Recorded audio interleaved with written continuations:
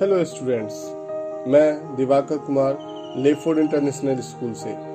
आज मैं प्राची पब्लिकेशन के वर्ग 7 के हिंदी पाठ पुस्तक का अध्याय 1 को वर्णित करूंगा।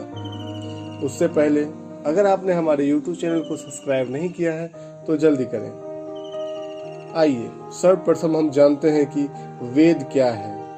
वेद प्राचीन भारत का एक पवित्र ग्रंथ है जो कि हिंदुओं का धर्म ग्रंथ है। यह विश्व का सबसे प्राचीन साहित्य भी है। इसमें मनुष्य के जीवन में जन्म से लेकर मृत्यु तक के हर एक कर्म के बारे में बताया गया है। अर्थात जब मनुष्य जन्म लेता है तो उसके जीवन में जो भी कर्म होते हैं, जो भी काम होता है, या मनुष्य ने जन्म लिया तो वहां से लेके मृत्यु तक में वो जो कुछ भी घटनाएं होगी, जो कुछ भी कर्म होगा, उन सब के बारे में लिखा हुआ है।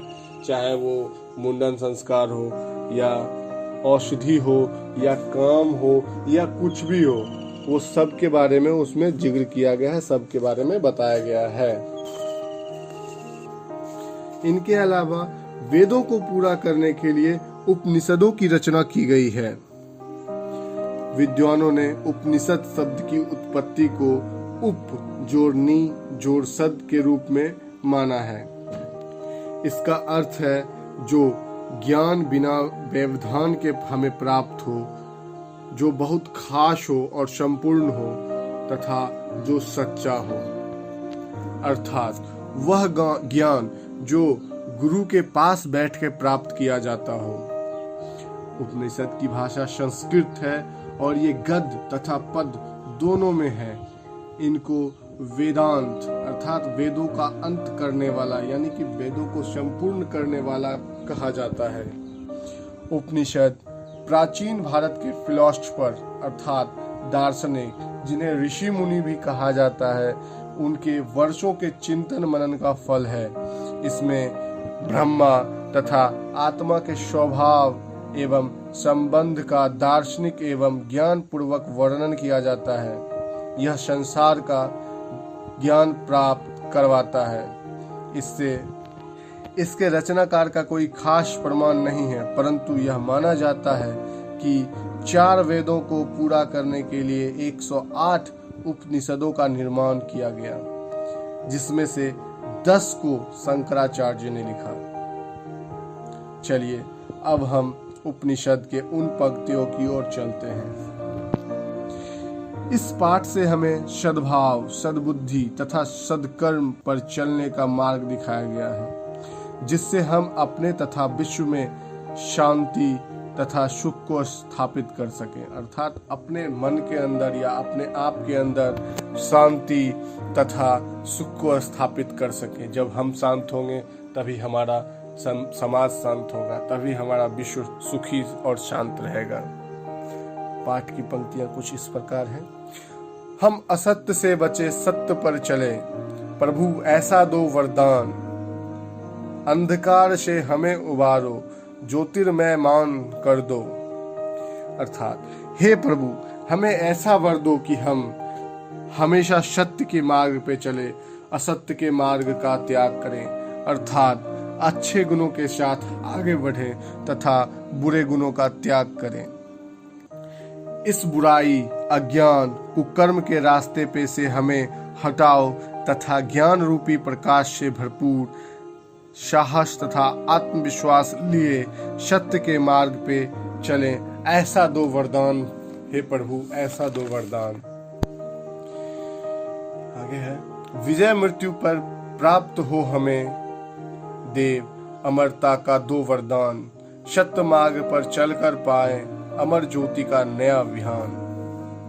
अर्थात हे प्रभु, ऐसा वर दो हमें जीवन तथा मृत्यु के इस चक्र पर हम को विजय मिल जाए। अर्थात हमारे अंदर का मोह, जो कि हमारे शरीर को देखकर होता है, उस पर विजय प्राप्त हो सके।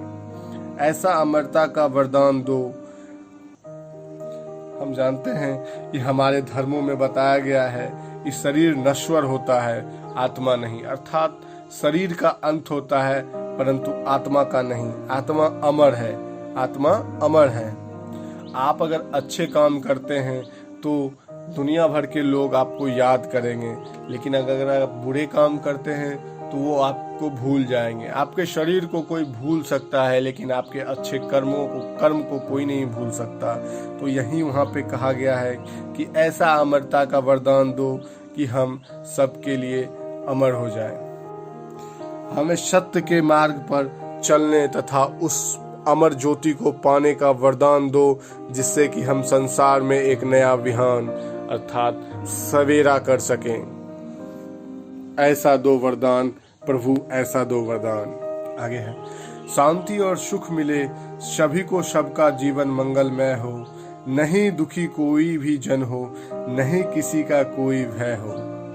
इस नए सवेरे में सबका जीवन मंगलमय हो अर्थात अच्छा हो, सबको शांति मिले, सभी शांति सुख तथा सद्भाव के साथ एक दूसरे के साथ रहें, किसी को दुख ना हो, किसी को कोई कष्ट ना हो, कोई डर से ना जिए, सब निडर हो और सुखमय जीवन व्यतीत करें। अर्थात इस दुनिया में किसी को किसी भी प्रकार का कोई कष्ट ना हो, कोई भय ना हो। इस कविता में मानवतावादी अर्थात मानव के लिए, सार्वभौमिक अर्थात पूरे विश्व के लिए, तथा सर्वकालीन अर्थात सभी काल मतलब हमेशा के लिए, सभी समय के लिए, सभी के लिए शांतिपूर्ण और सुखमय जीवन व्यतीत होने की कामना की गई है। ये था कविता का पूरा भावार्थ। इसे आप देखें और समझें। इसके अलावा पाठ में कुछ शब्दार्थ भी दिए गए हैं, जैसे असत्य अर्थात झूठ, वर अर्थात वरदान, ज्योतिर्मय अर्थात प्रकाश से भरपूर, मानस मन, विजय अर्थात जीत, अमरता जो कभी न मरे, विहान अर्थात सवेरा। ऐसे बहुत सारे शब्दार्थ दिए हुए हैं जिन्हें आप देख लें। कुछ नई वर्तनी के शब्द भी दिए गए हैं, उन्हें देख लें, जिससे कि आगे आपको पाठ में या किसी अन्य पाठ में परेशानी ना हो। इसके अलावा कुछ दीर्घोत्तरीय और लघुत्तरीय प्रश्नोत्तर हैं, जिसे आप करें। और कोई दिक्कत हो, कोई समस्या हो तो आप हमारे कमेंट सेक्शन में लिखें। आशा करते हैं कि आपको कोई प्रॉब्लम ना हो, लेकिन अगर फिर भी हो तो आप हमारे कमेंट सेक्शन में लिखें या फिर फेसबुक पे कमेंट करें, अन्यथा हमारे व्हाट्सएप में ग्रुप में अपडेट